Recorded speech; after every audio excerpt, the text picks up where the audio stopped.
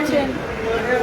আজকে যেখানে ঘটনাটি ঘটেছে, যেটা একটি লেদার পার্সেল ফ্যাক্টরি, তার তো কোনো ট্রেড লাইসেন্স নেই, তার কোনো বাড়ির এনওসি নেই, ফায়ার লাইসেন্স নেই। তো বারবার আমরা এই ঘটনা দেখছি, অবাক হওয়ার তো কিছু নেই।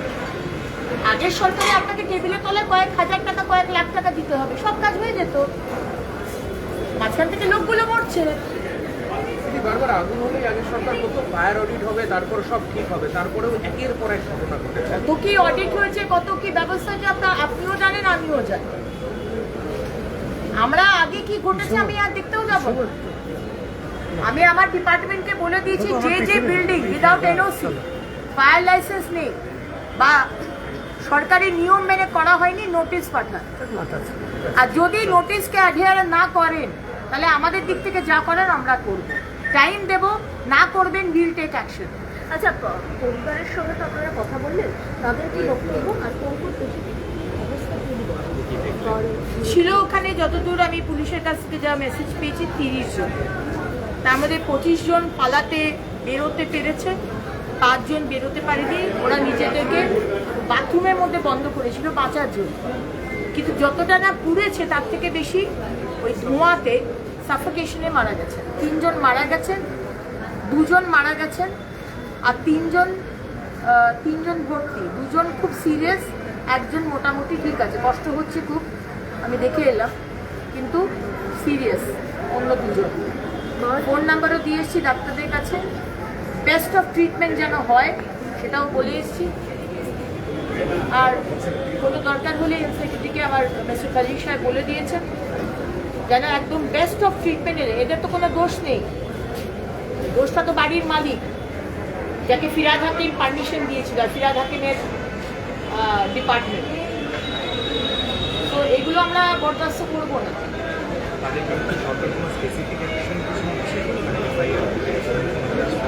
এফআইআর হয়ে গেছে অলরেডি, আর 3 জন অ্যারেস্ট হয়েছে। ওরা সুপারভাইজার, ওরা ওই লেবার ক্লাস, ওদেরকে ধরে কিছু হবে না, ধরতে হবে মালিক, আর বাড়িটা তার। ভাড়া বাড়ি হলে আমি যে যার বাড়ি তাকে ধরতে হবে, কিন্তু এই তো বাড়ির মালিকই হচ্ছে এই ব্যবসার মালিক। এমন তার ইউজ করেছে, অত কারেন্ট ওদের তো থেকে যেতেই পারবে না, শর্ট সার্কিট হবেই, এটা ওনারা বলছে, আমার তো আর আইডিয়া নেই। কালকে ফরেন্সিক টিম আসবে। মোট কথা, আমাদের সরকারে, মোদীজির সরকার, শুভেন্দু অধিকারীর সরকারে কোনো বদমাইশি আর দুর্নীতি আর মার্ডার করলে, চালাকি করলে ছাড় পাবে না। এই 3 জন পরিষ্কার সেখানকার সুপারভাইজার পাশের ঘরেই ছিল, মানে 30 জনের থেকে একটু লেভেল ওপরে। তাকে অ্যারেস্ট করে পুলিশ নেবে, মানে ইনফরমেশন নেবে, ইনভেস্টিগেশন করবে। কিন্তু আসল তো হচ্ছে বাড়ির মালিক আর তার 2 ছেলে যারা পার্টনার ছিল। তো কেউ পালাতে পারবেন না, সতর্ক হয়ে যান। আর যারা যারা এই ধরনের ব্যবসা করছেন উইদাউট ট্রেড লাইসেন্স বা বাড়িতে এই মুগুর বাসা করে রেখেছেন, তাদেরকে সতর্ক করে দিচ্ছে, কেউ ছাড় পাবে না।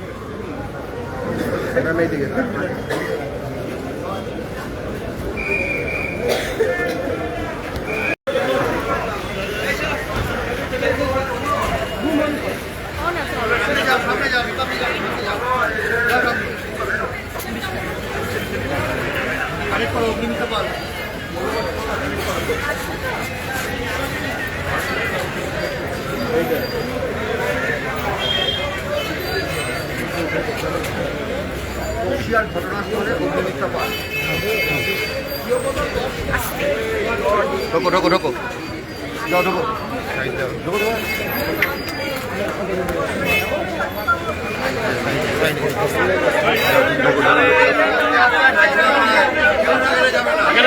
একদম ন্যারো সিঁড়ি।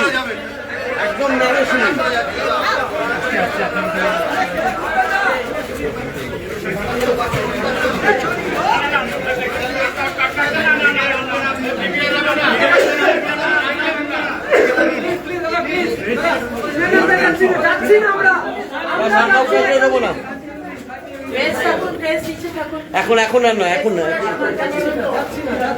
না না আর না আর না আর না আর না আর দেবো না, আর দেওয়া যাবে না।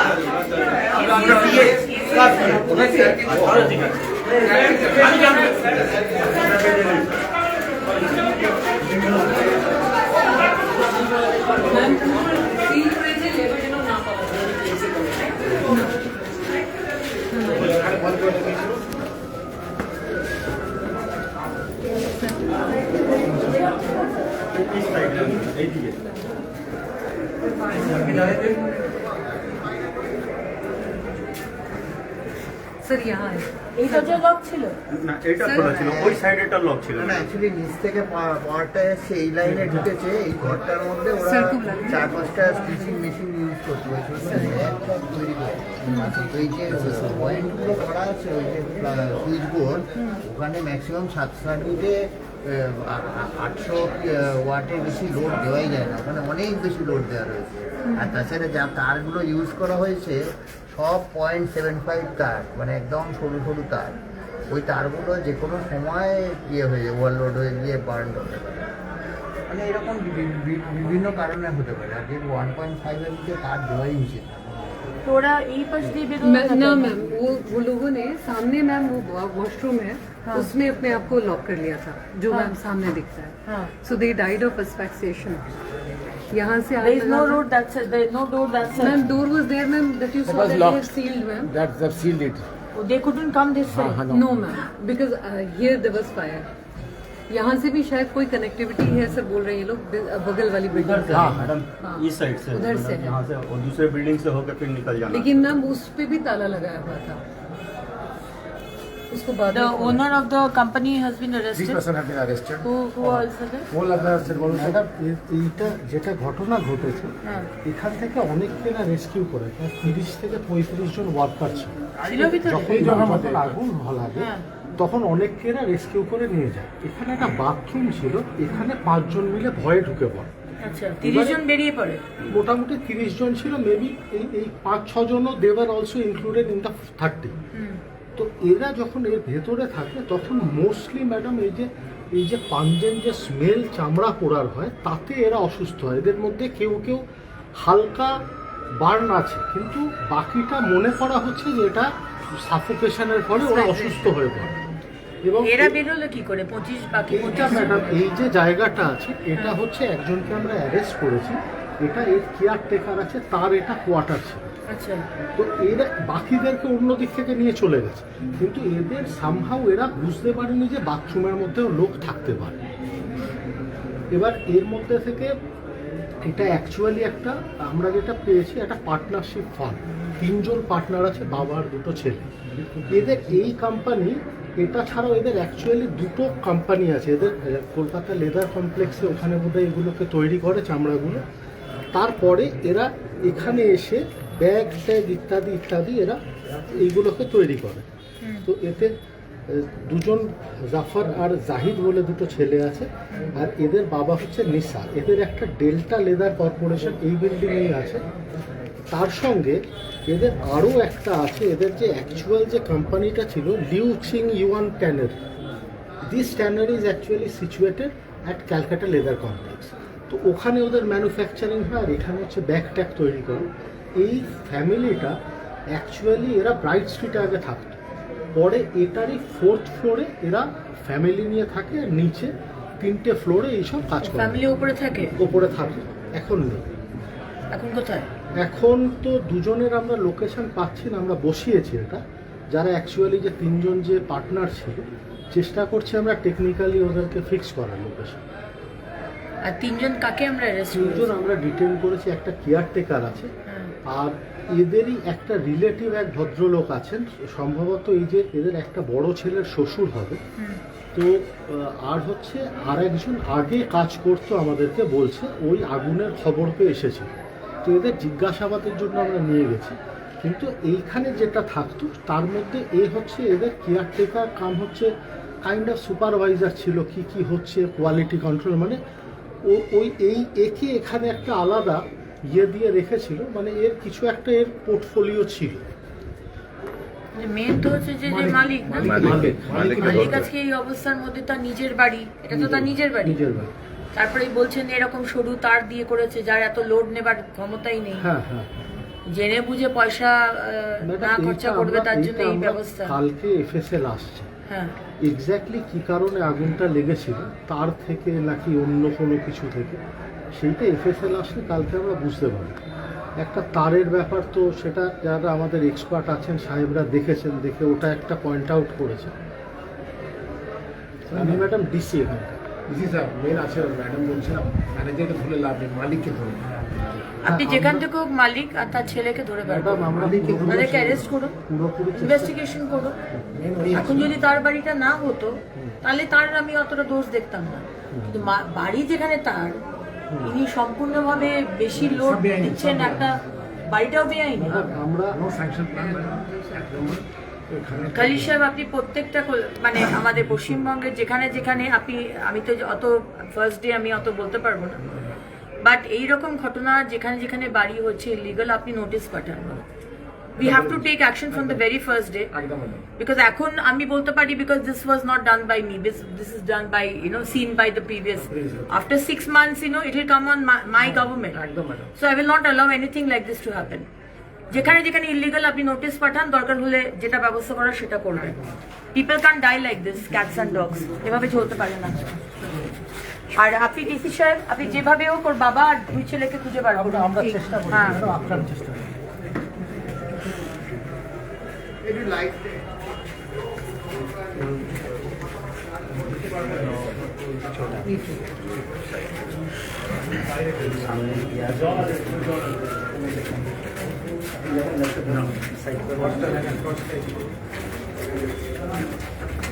শুধু ওই ফ্লোরটাতেই শর্ট সার্কিট হয়েছে।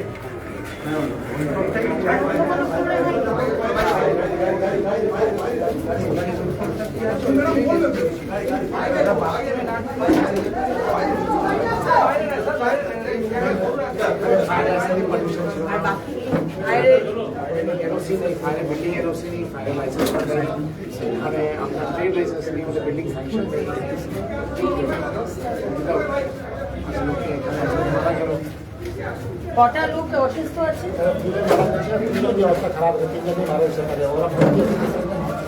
ওরা মানে কি জন্য মারা যাবে? আপনি বললেন বেশি বড় হয়নি। না ওটা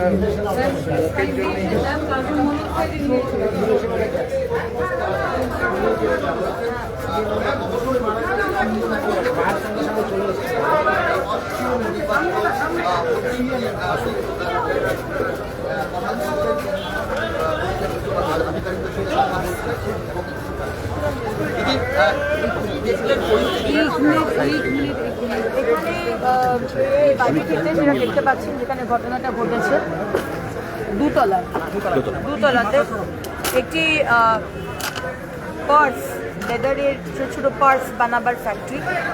বিল্ডিংয়ের কোনো পারমিশন নেই, ইলিগাল বিল্ডিং, ফায়ার লাইসেন্স নেই,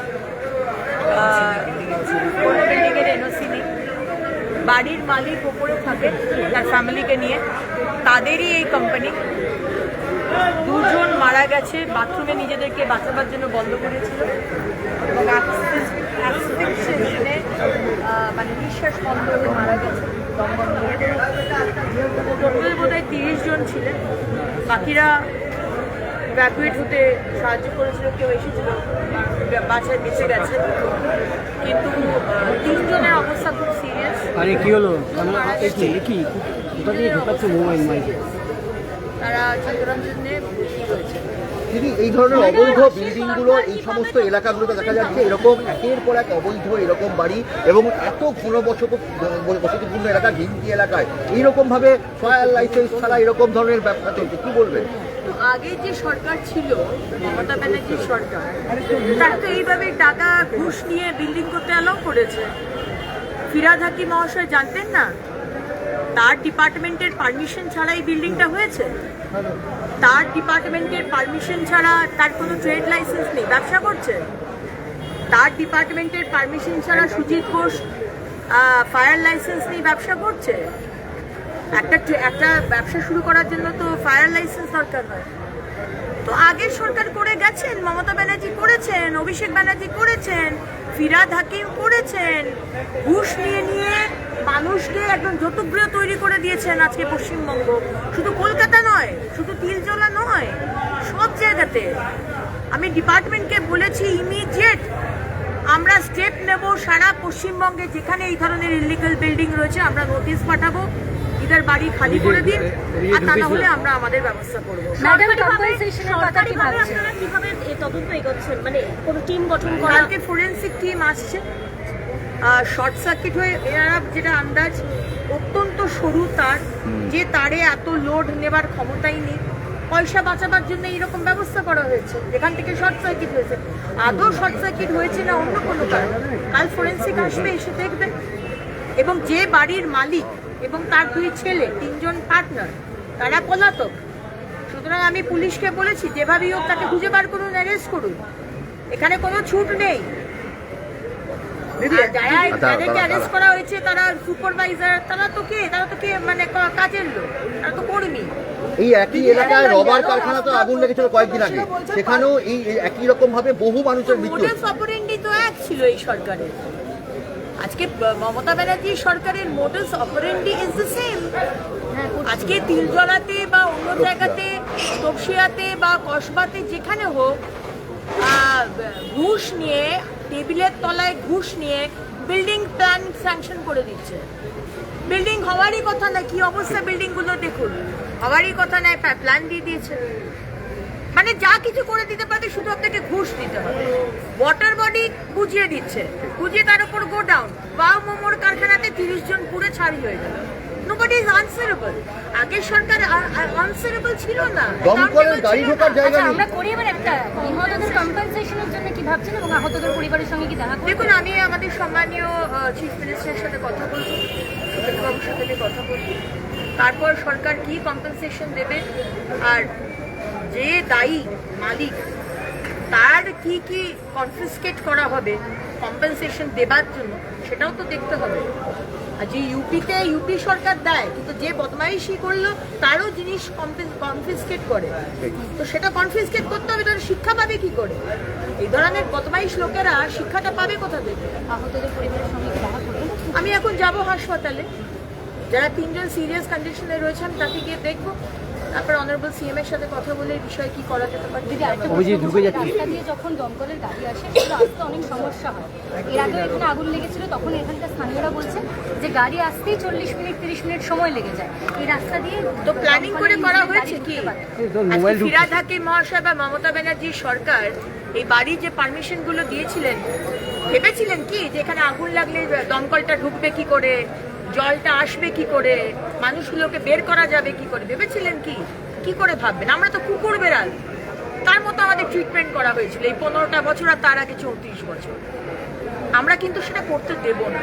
তাই আমি সতর্ক করে দিচ্ছি, আর আমার ডিপার্টমেন্টকেও বলে দিয়েছি, সারা পশ্চিমবঙ্গে ইউ সেন্ড এ নোটিস, যারা যারা এই ধরনের ইলিগাল বাড়ি বানিয়ে রয়েছে ইমিডিয়েটলি নোটিশ পাঠান, কারেন্ট কেটে দিন, ইলেকট্রিসিটি কেটে দিন, তারপর সব পথে আসুন। প্রত্যক্ষদর্শী যিনি উদ্ধার করেছেন তিনি বলছেন একেবারে কোনো রাস্তা নেই, ন্যারো রাস্তা, প্রত্যেকের বাথরুমের মতো একটা ছোট্ট জায়গায় তারা বাঁচার জন্য মানে নামার চেষ্টা রাস্তা করেছিলেন। ছিল। নামার রাস্তা অব্দি নেই, এবং সেই সময় যে বাকি precaution তিনটা ভাই, ঠেলো না, ঠেলো না। বাকিরা বাইরে ছিল, নাহলে আরো বড় দুর্ঘটনা। বিল্ডিং কি ভাঙা হতে পারে? মানে এইটা হচ্ছে কোনো রকম দেখুন, আমি তো সেটা বলতে পারবো না, আমাদের অনারেবল সিএম রয়েছে, আমাদের সিএম সাহেব, উনি ডিসিশনটা নেবেন। আপাতত আমার যা যা করার একজন ডিপার্টমেন্টের মন্ত্রী হিসেবে কোনো নির্দিষ্ট রূপরেখা তৈরি করছেন পুরো দপ্তর থেকে?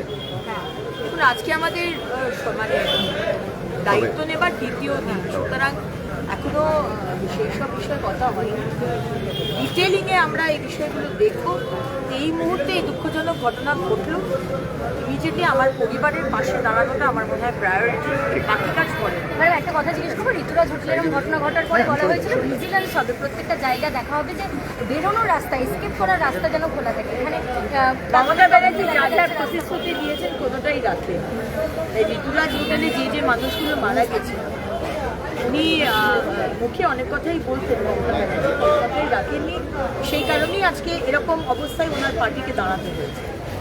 এমনি তো এরকম অবস্থা দাঁড়ায়। কি শহর জুড়ে এই তদারকি শুরু হবে যে কোথায় কোথায় এরকম রাস্তা? অ্যাবসলিউটলি। আমি এখন নতুন, আমার সরকার নতুন, 6 মাস বাদে আপনারাও আমাকে ছাড়বেন নাকি? এই বালি পারমিশন কি আমি দিয়েছি? এই জন্য আমি একদম আমার অনারেবল সিএম এর নির্দেশ নিয়ে আমি ডিপার্টমেন্টকে বলে দেবো, সারা পশ্চিমবঙ্গে যেখানে যেখানে এই ধরনের ইরেগুলারিটি রয়েছে নোটিশ পাঠান।